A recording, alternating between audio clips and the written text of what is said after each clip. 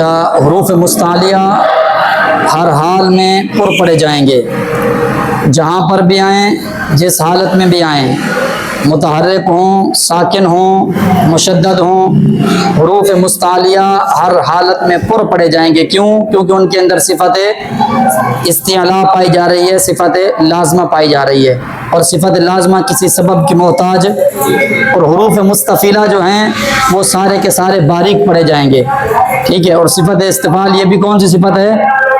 صفت لازمہ ہے۔ لیکن چار حروف ایسے ہیں جو کبھی پر ہوں گے، کبھی باریک ہوں گے، جس طرح الف مدہ ہے، واو مدہ ہے، لام اسم الجلالہ ہے، اور را ہے۔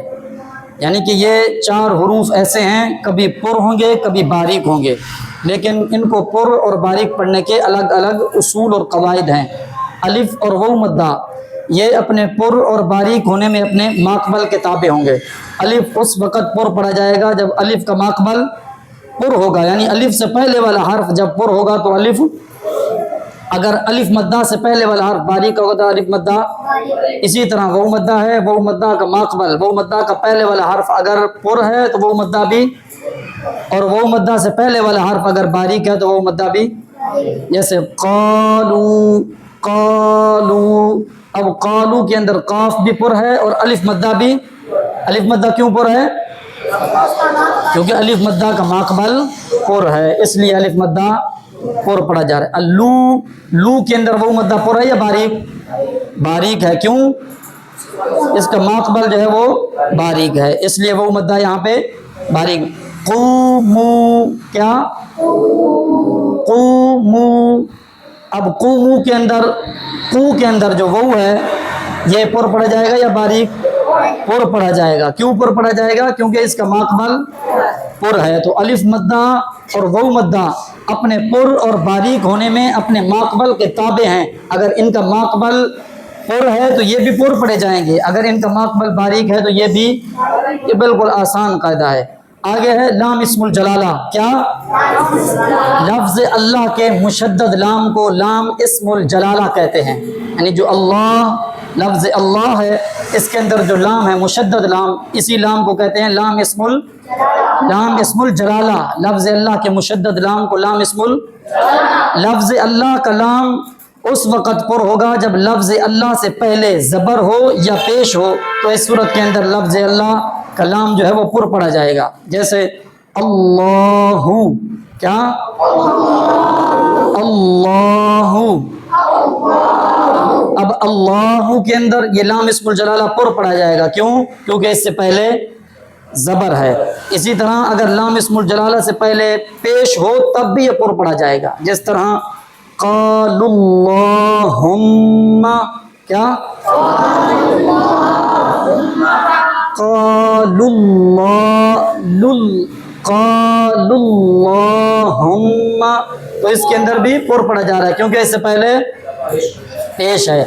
محمد الرسول اللہ، محمد الرسول اللہ۔ اب رسول اللہ علیہ لفظ اللہ کلام کیوں پر ہوگا؟ کیونکہ اس سے پہلے پیش ہے۔ تو یہ یاد رکھیں، لفظ اللہ سے پہلے زبر یا پیش ہو تو لفظ اللہ کلام، اور لفظ اللہ سے پہلے اگر زیر ہو تو لفظ اللہ کلام باریک پڑھا جائے گا۔ اب آپ بتائیں، سیقول السفہاء، اس کے اندر لام پر ہوگا یا باریک ہوگا؟ سیقول السفہاء، یہ لام پر ہوگا یا باریک ہوگا؟ باریک ہوگا۔ کیوں؟ کیونکہ اللہ کا لام نہیں ہے، کیونکہ یہ لام اسم الجلالہ نہیں ہے۔ کیا؟ لام اسم الجلالہ، لفظ اللہ کا لام نہیں ہے۔ ہم نے جو قانون پڑھا ہے وہ لفظ اللہ کے لام کے لیے پڑھا ہے کہ اس سے پہلے زبر پیش ہو تو پر ہوگا اور زیر ہو تو باریک ہوگا۔ بسم اللہ الرحمن الرحیم، بسم اللہ کے اندر لام پر ہوگا یا باریک ہوگا؟ باریک ہوگا۔ کیوں؟ کیونکہ لام اسم الجلالہ سے پہلے زیر ہے، زیر ہے، لام اسم الجلالہ سے پہلے زیر ہے۔ تو یہ الف مدہ، واو مدہ اور لام اسم الجلالہ، یہ چیزیں ہم نے پڑھ لی، کلیئر ہیں، بالکل صاف ستھری، یہ لکھی ہوئی بھی ہیں، آپ نے یہاں سے دیکھ کے یاد کرنی ہے۔ آگے ہے را۔ کیا ہے؟ را، کیا؟ را قرآن کریم میں ٹوٹل 14 حالتوں میں آتی ہے، 14 حالتوں سے باہر نہیں آتی۔ کتنی حالتیں ہیں؟ 14 حالتیں ہیں. 9 حالتوں کے اندر را قرآن مجید برہان رشید میں پر پڑھی جاتی ہے اور 5 حالتوں کے اندر را باریک پڑھی جاتی ہے. کتنی حالتیں ہیں ٹوٹل؟ 9 حالتوں میں اور 5 حالتوں میں. یہ ساری حالتیں لکھی ہوئی ہیں، مثالوں کے ساتھ ساتھ لکھی ہوئی ہیں. اگر ایک مرتبہ آپ یاد کر لیں گے تو پوری زندگی آپ کو یہ پوچھنا نہیں پڑے گا بھی یہاں پہ را پر ہوگی یا باریک ہوگی، کیونکہ آپ کو یاد ہوگا قانون. آپ خود بخود دیکھ کے کہیں گے کہ بھی یہ را پر ہے، یہ باریک ہے. محمد مبین یہ ساری حالتیں آپ سنائیں، یہاں نہیں دیکھنا، زبانی سنائیں، یہاں آ جائیں. یہ ساری حالتیں را کی پر اور باریک ہونے کی پڑھیں، اونچی آواز سے بلند آواز سے صاف کر کے. را کو پر اور باریک پڑھنے کا بیان. را کو پر پڑھنے کی 14 حالتیں ہیں، پر اور باریک پڑھنے کی 14 حالتیں ہیں، جن میں سے 9 حالتیں پر پڑھنے کی اور 5 حالتیں باریک پڑھنے کی. را کو پر ہونے کی 9 حالتیں. را پر زبر ہو تو را پر، جیسے ربنا. ہاں ربنا، ربنا کی را کیا ہوگی؟ پر ہوگی. کیوں؟ را کے اوپر زبر ہے، قانون ہے کہ را کے اوپر جب بھی زبر آ جائے تو را پر ہوگی. آگے. را پر پیش ہو تو را پر ہوگی، جیسے ربما. را پر پیش ہو تو را پر ہوگی. اب روباما، روباما کی را پر پڑھی جا رہی ہے، کیوں؟ زبر پیش ہے. آگے پڑھیں. را ساکن سے پہلے زبر ہو تو را پر ہوگی، جیسے یرجعون. را ساکن ہو اور را ساکن سے پہلے زبر ہو تو را پر ہوگی، جیسے ارسلناکا، کیا؟ جیسے ارسلناک. یا یرجعون، انہوں نے جو مثال دی ہے. ٹھیک ہے آگے پڑھیں. را ساکن سے پہلے مضموم ہو تو را پر ہوگی، جیسے را ساکن سے پہلے پیش ہو تو را پر ہوگی، جیسے ہاں. یرجعون. صحیح. را ساکن مقبل مفتوح ہو تو را پر ہوگی، جیسے القدر. را ساکن مقبل مفتوح ہو تو را پر ہوگی. را ساکن مقبل مضموم ہو تو را پر ہوگی، جیسے الخسر. را ساکن سے پہلے زیر اصلی ہو اور دوسرے کلمے میں تو را پر ہوگی، جیسے رب ارجعون. رب ارجعون کی را پر ہوگی، کیوں؟ را ساکن سے پہلے زیر اگر دوسرے کلمے میں ہو تو را پر ہوگی، اور را ساکن سے پہلے زیر اسی کلمے میں ہو تو را باریک ہوگی. ٹھیک ہے آگے پڑھو. را ساکن سے پہلے زیر عارضی ہو تو را پر ہوگی، جیسے ارجعی. صحیح. را ساکن سے پہلے زیر اصلی ہو اور را کے بعد حروف مستعلیہ میں سے کوئی حرف اسی کلمے میں تو را پر ہوگی، جیسے مرصاد. را کو باریک پڑھنے کی 5 حالتیں ہیں. را کے نیچے زیر اور را باریک ہوگی. را ساکن سے پہلے زیر اور را باریک ہوگی، جیسے آرینا فرعون. را ساکن سے پہلے زیر اصلی ہو اور اسی کلمے میں ہو تو را باریک ہوگی، جیسے فرعون. را ساکن سے پہلے ایسی را جس میں ملا کیا جائے تو وہ را بھی باریک ہوگی، جیسے مجریہا. ایک را رہ گئی ہے، را کی ایک حالت. را ساکن سے پہلے اگر یا ساکن ہو تو را باریک ہوگی، جیسے خیر، کیا؟ جیسے خیر. را ساکن سے پہلے یا یہ باریک ہونے کی حالتیں تھی. را پر زیر ہو تو را باریک. را ساکن سے پہلے زیر ہو تو را باریک. را ساکن مقبل مکسور ہو تو را باریک. بالکل آسان ہے. ٹھیک ہے بھائی، شاباش بیٹھ جائیں. نون ساکن اور تنوین کے 4 قاعدے بلند ہیں. آواز سے پڑھیں تاکہ سب کو آواز سنائی دے. نون ساکن اور تنوین کے 4 قاعدے ہیں: اظہار، ادغام، اخفاء، اقلاب. اظہار کا معنی ظاہر کرنا، حرف کو اس کے اصل مخرج، تمام صفات لازمہ اور عارضہ کے ساتھ بغیر کسی تبدیلی سے ادا کرنے کو اظہار کہتے ہیں. اظہار کب ہوتا ہے؟ نون ساکن اور تنوین کے بعد حروف حلقے میں سے کوئی حرف آ جائے تو اظہار ہوتا ہے، جیسے علی. ساکن اور تنوین کا اظہار ہوگا. نون ساکن اور تنوین کا اظہار ہوگا، جیسے علیم خبیر. ٹھیک ہے آگے پڑھیں. ادغام کا معنی داخل کرنا، ایک حرف ساکن کو دوسرے حرف متحرک میں ملا کر اس طرح پڑھنا کہ دونوں مل کر ایک ایسا مشدد ہو جائے جو ایک ہی مرتبہ ادا ہو. ادغام کب ہوتا ہے؟